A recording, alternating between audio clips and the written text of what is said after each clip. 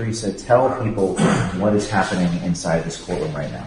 Sure. So for the past 2 weeks and 3 days, David Daleiden and Sandra Merritt, who were the undercover journalists who exposed the buying and selling of baby body parts and the companies that engage in this type of behavior, as well as the abortion providers that are supplying these companies with baby body parts. The state of California is charging both David and Sandra Merritt with 14 felony counts of illegally recording. Under California law, we have a two-party consent. What is the update as of today? This morning, I sat in there for a couple hours. We were talking about nondisclosure agreements. What's the latest update as of this morning in the preliminary hearing? So the defense has rested their case, and they are now just going through exhibits, determining what is going to be included in terms of evidence for the judge to decide.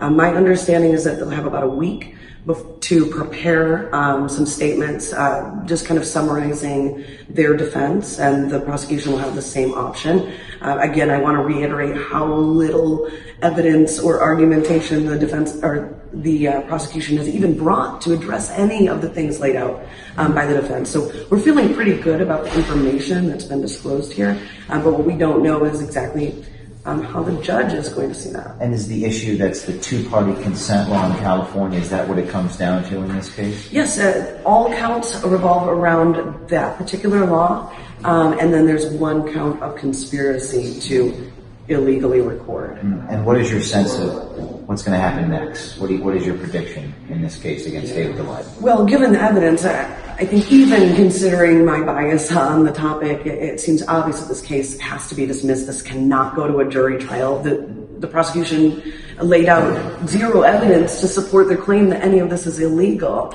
So it really just doesn't make sense from my standpoint why this would go forward. But we know the abortion industry is very powerful in a state like California. We don't know the kind of pressure that the judge might be feeling, or anything else that might be going on.